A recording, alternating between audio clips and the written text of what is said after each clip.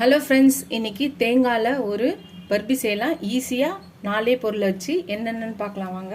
First ஒரு class நெய், அதை ஊற்றிக்கலாம்.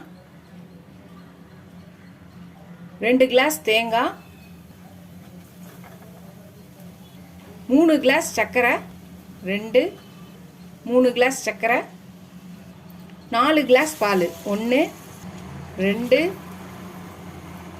3 4. அவ்வளோதான் ஃப்ரெண்ட்ஸ். இதை நீங்கள் பதம் பார்க்கணுன்னு அவசியம் இல்லை. பிகினர்ஸாக இருந்தாலும் பரவாயில்ல, நம்ம இந்த பர்பியை ஈஸியாக செய்யலாம். சப்போஸ் நம்மளுக்கு கட் பண்ண வரலனாலும் நம்ம அல்வா மாதிரியும் இதை சாப்பிட்டுக்கலாம். ஸோ அதனால் பயப்பட தேவையில்ல. இது நல்லா திக்காகி திரண்டு வரணும், பார்க்கலாம். இது மாதிரி நல்லா நுரைச்சி வரும், கொதிக்கும். அப்படிதான் வரும், அது ஒன்றும் பிரச்சனை இல்லை. இந்த மாதிரி ஓரங்களை தள்ளி விட்டுக்கிட்டே இருக்கலாம். கொதிக்கட்டும், கட்டியாகி வரட்டும். ஃப்ரெண்ட்ஸ், நம்மளோட தேங்காய் பர்பிக்கு ரெடி பண்ணோம். அது சரி நல்லா திறந்து வந்தாச்சு. இப்போ அடுப்பை நிறுத்தியாச்சு. இதை தூக்கி ஒரு தட்டில் நெய் தடவி வச்சுருக்கேன். இதில் நம்ம எடுத்து ஊற்றி இது பண்ணிக்கலாம்.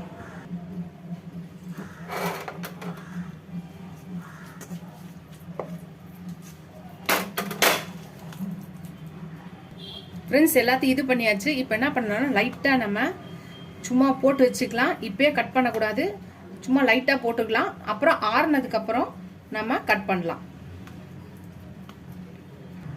ஆறுனதுக்கப்புறம் நம்ம பார்க்கலாம். இது ரொம்ப ரிச்சான ஒரு தேங்காய் பர்பி. பால் நெய் எல்லாம் யூஸ் பண்ணியிருக்கோம் தேங்காய் பர்பியில். நீங்களும் ட்ரை பண்ணி பாருங்கள். ஆறுனதுக்கப்புறம் நம்ம பார்க்கலாம். ஃப்ரெண்ட்ஸ், நம்ம ஆற வச்ச நம்மளோட பால் தேங்காய் பர்பி ரெடி ஆயிடுச்சு.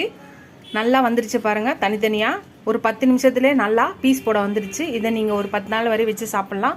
சூப்பராக ரிச்சான டேஸ்டியான ஒரு மில்க் தேங்காய் பர்பி ரெடி ஆயிடுச்சு. நீங்களும் ட்ரை பண்ணி பாருங்கள். ட்ரை பண்ணி பார்த்துட்டு எப்படி இருக்குன்னு சொல்லுங்கள்.